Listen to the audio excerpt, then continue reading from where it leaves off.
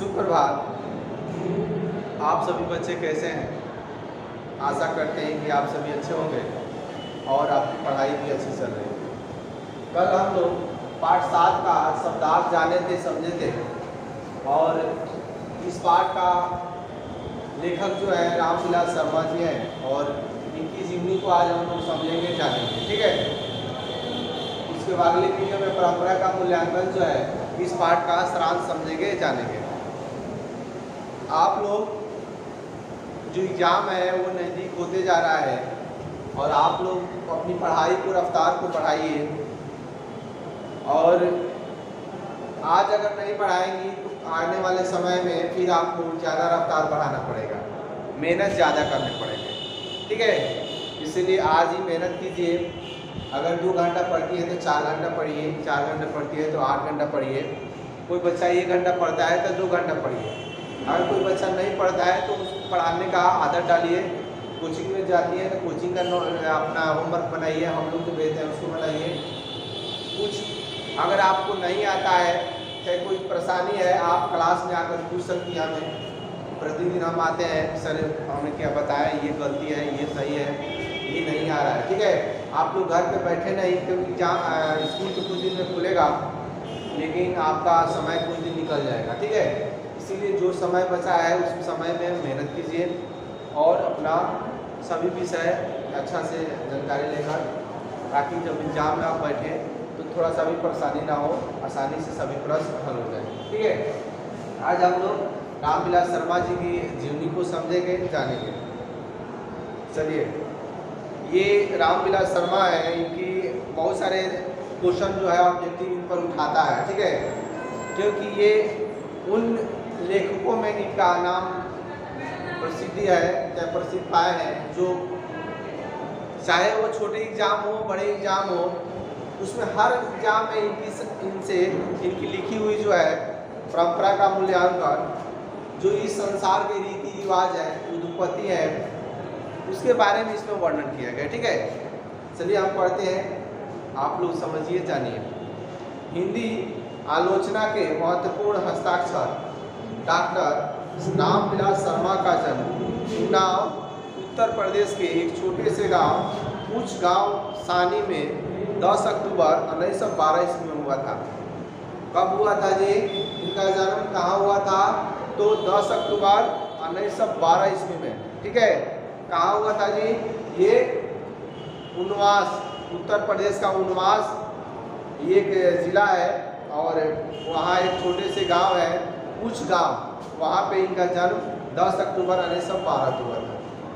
इन्होंने लखनऊ विश्वविद्यालय से 1932 में BA एवं तथा MA तथा 1934 ईस्वी में अंग्रेजी साहित्य में MA किया। ठीक है। कहने का अर्थ ये है कि आप 1932 ईस्वी में BA तथा 1934 ईस्वी में अंग्रेजी साहित्य से MA किया था। ठीक है। पूछता है ऑब्जेक्टिव प्रश्न में कि रामविलास शर्मा ये BA कब पास किए थे? 1932 में और MA 1934 में। MA करने के बाद 1938 ईस्वी में तथा शोध कार्य में व्यस्त रहे। ठीक है।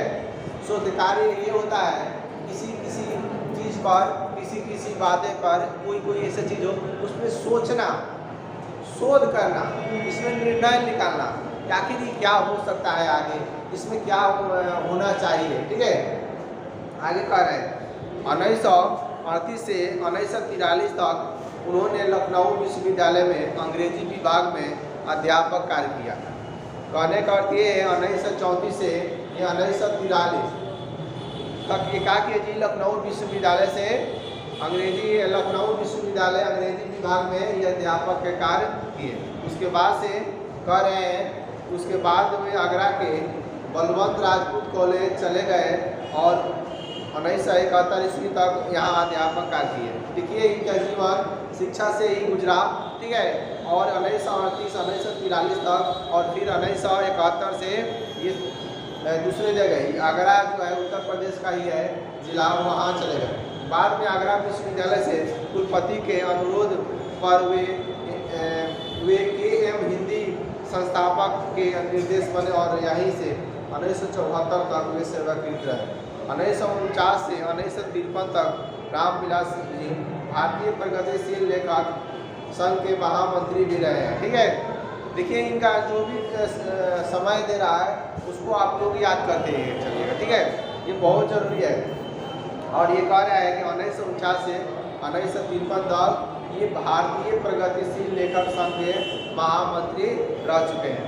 और इनका जो निधन है 30 मई 2000 ईस्वी को दिल्ली में हुई थी। ठीक है, इनका निधन 30 मई और 2000 ईस्वी को हुआ था। ठीक है, ये देखिए बहुत सारे ये बातें दिया है, आगे देखिएगा, ध्यान दीजिएगा, हम पढ़ रहे हैं। यहाँ जो भी सन दिया गया है इस सन को एक बार दो बार आप लोग पढ़िएगा। ठीक है, आगे दिया है हिंदी गद्य को रामविलास शर्मा का योगदान ऐतिहासिक है, तर्क और तथ्यों से भरी हुई साफ पारदर्शी भाषा रामविलास जी के गद्य की विशेषता है। कहने का अर्थ है हिंदी की जो कहानी है या लेखक निबंध ये सब इनकी हिंदी में बहुत सारे देन है। ठीक है, इनका रामविलास शर्मा जी का, उन्होंने भाषा विज्ञान विषय तक परंपरागत दृष्टि का मार्क्सवादी की वैज्ञानिक दृष्टि से विश्लेषित करने तथा हिंदी आलोचक में वैज्ञानिक दृष्टि प्रदान करने का श्रेय प्राप्त है। देशभक्ति और मार्क्सवादी चेतना रामविलास जी का केंद्र बिंदु है। मतलब इनकी जो रचना है इसमें देशवादी और जो बड़े बड़े नेता हैं राजनीतिक क्षेत्र से इनका जुड़ाव था। ठीक है, आगे कह रहे हैं ये कि उन्होंने उनकी लेखन में वाल्मीकि और कालिदास के लेखक मुक्तिबोध की रचनाएं मूल्यांकन प्रगति चेतना के आधार पर हुआ है।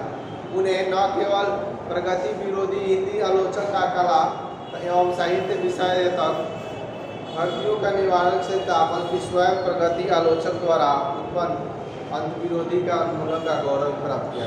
कहने का अर्थ ये है इन्होंने हिंदी साहित्य को अपने माध्यम से लिखा ही नहीं बल्कि प्रचार प्रसार में इनका बहुत बड़ा योगदान था। ठीक है, आगे देखिए इनकी कर है रामविलास जी ने हिंदी में जीवन साहित्य के एक नया आयाम दिया।